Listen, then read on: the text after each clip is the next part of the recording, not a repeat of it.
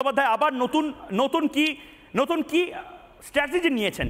আমরা এই মুহূর্তে যে ব্রেকিং আপনাদের দিতে চাই, এই মুহূর্তে রিপাবলিক বাংলার হাতে যে ডকুমেন্ট এসেছে, হিটকোর যে ডকুমেন্ট এই মুহূর্তে এসেছে, দীঘায় জগন্নাথ মন্দিরের নথি রিপাবলিক বাংলার যে হাতে এসেছে, সেখানে নির্দিষ্টভাবে আর্ট সেন্টার লেখা, নথিতে স্পষ্ট উল্লেখ জগন্নাথ ধাম সংস্কৃতি কেন্দ্র, অর্থাৎ সেটা কি মন্দির নয়। হিটকোর নথি রিপাবলিক বাংলার হাতে এবং সেই নথি এই মুহূর্তে আমরা দেখাতে চাই।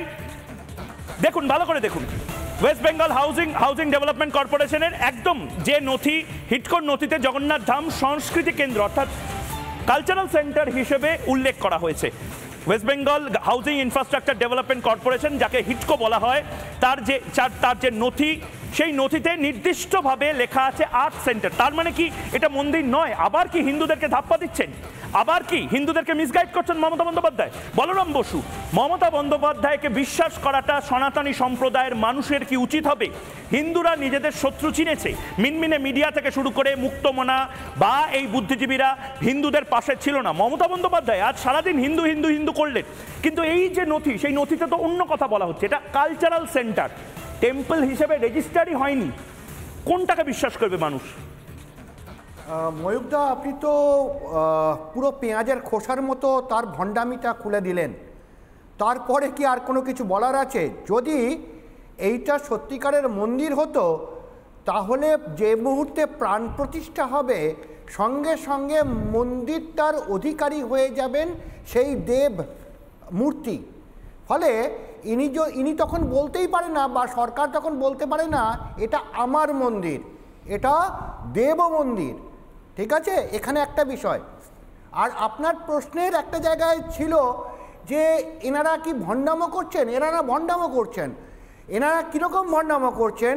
এনারাই কিন্তু এই জগন্নাথ দেব যখন পোড়ানো হচ্ছে, আবার উনি যখন জগন্নাথ মূর্তি প্রতিষ্ঠা করছেন, ওনার চোখে জল আসে না? যে হিন্দুরা মারা যাচ্ছে, মানে বাংলাদেশে হিন্দুরা মরছে, বৌদ্ধরা মরছে, তারপরেও উনি বলছেন ওটা আমার বিষয় নয়। আমাকে কেন প্রশ্ন করা হচ্ছে? বলরাম বাবু, আমি একটু যেহেতু স্বামী পরমাত্মানন্দজি মহারাজ অনেক দূর থেকে রয়েছেন আমাদের সাথে, আমি অতক্ষণ আটকাতে চাই না। পরমাত্মানন্দ মহারাজ কি বলবেন এটাকে? জগন্নাথ দেবের মূর্তি একদিকে বাংলাদেশে পোড়ানো হচ্ছে, আর অন্যদিকে এখানে বসে তিনি বলছেন এতগুলো কথা, এবং এতগুলো কথা বলবার পরও যে শব্দবন্ধটা ওখানে আমরা পাচ্ছি যে ওটা সাংস্কৃতিক কেন্দ্র, এটাই হিন্দুদের সবচেয়ে বড় অপমান। জগন্নাথের নিজস্ব সংস্কৃতি আছে, টেম্পল কমিটি বা টেম্পলের একটা নিজস্ব সংস্কৃতি হয়, কিন্তু সংস্কৃতি মানেই ধর্মস্থান নয়। যখন ওটাকে সাংস্কৃতিক কেন্দ্র বলে উনি ঘোষণা করছেন, তখন স্বীকার করে নিতে হবে যে ওটা মন্দিরের মতো পবিত্র উপাসনা স্থল বলে উনি মানছেন না। এর পেছনে অন্য কোনো ষড়যন্ত্র আছে মাননীয়ার। সেই ষড়যন্ত্রটা কি সেটা উনি স্পষ্ট করে বলুন, না হলে সাংস্কৃতিক কেন্দ্র শব্দটাকে উনি উইথড্র করুন। এটা কোনোদিন হতেই পারে না। আমরা হিন্দু সনাতনী সন্ন্যাসী হিসেবে এর আমরা প্রতিবাদ করছি। জগন্নাথের নিজস্ব সংস্কৃতি আছে। বেশ, বলরাম বাবু আপনি বলছিলেন, প্লিজ বলুন। হ্যাঁ, বিষয় যেটা রয়েছে এটা হচ্ছে শুধুমাত্র আর 1 বছর বাদে ভোট আছে, ফলে হিন্দুদের ধোঁকা দেওয়ার আবার চেষ্টা। হ্যাঁ, যে কিন্তু এটা আপনাদের কিরকম লাগছে এটা আমি জানতে চাই।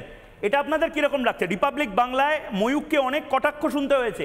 ময়ূক নাকি গোটা বাংলা মিডিয়াকে এই মুহূর্তে জবাব চায় বাংলা, রাত 8টার সময় গেরুয়া বসনধারীদের বসিয়ে গোটা বাংলার সংস্কৃতি নষ্ট করছে, সাম্প্রদায়িকতা নাকি একেবারে রন্ধে রন্ধে ঢুকিয়ে দিচ্ছে। আজ তো সব মিডিয়া গেরুয়া বসনধারীকে নিয়ে প্রাইম টাইম শো করছে। এর থেকে বড় জয় হিন্দুদের তো আর হয় না।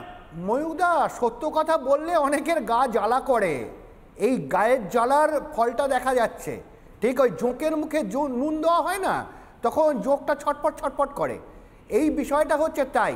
তিনি যখন বাংলাদেশে হিন্দু এবং বৌদ্ধদের ওপর অত্যাচার হচ্ছিল, মন্দিরগুলো ভাঙা হচ্ছিল, মানে হিজবুল তেহরির যখন হত্যা করছিল, হেফাজতে ইসলাম যখন বলেছিল যে দিল্লি অবধি অভিযান করব, তারপর ওই আনসারুল্লাহ বাংলা টিম যখন বলছিল যে কলকাতা দখল করব, তখন ওনার মুখ থেকে একটা কথা বেরোলো না। তো যখন মুর্শিদাবাদে জলঙ্গিতে মন্দিরে আক্রমণ হচ্ছিল, যখন ধুলাগড়ে মন্দিরগুলো ভাঙা হচ্ছিল, বিভিন্ন জায়গায় সরকারি সম্পত্তি আক্রমণ হচ্ছিল, মেটিয়াবুরু যে মন্দিরের উপর আক্রমণ হচ্ছিল, তখন তার হিন্দু প্রীতি জাগেনি তো?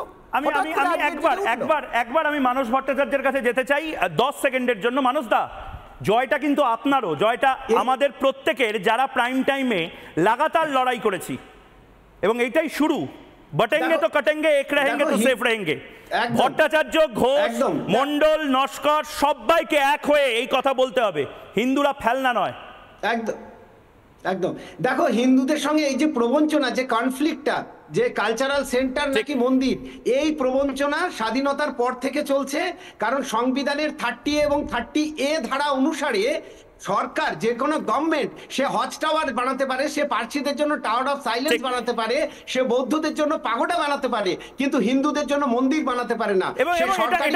এটা বোধহয় এবার নতুন করে শুরু হবে হিন্দুদের জন্য মন্দির বানাতে হবে, এবং তার পাশাপাশি এই লড়াইটা চলতে থাকবে। এবং মৌলবাদীদের বলছি, প্লিজ এরকম করে ভয় দেখাবেন না। ভয় পাচ্ছি, ভীষণ ভয় পাচ্ছি কলকাতা দখলের, কিন্তু তাও ঝুঁকবে না, রিপাবলিক বাংলা ঝুঁকবে না, ময়ূখ ঝুঁকে গানেনি।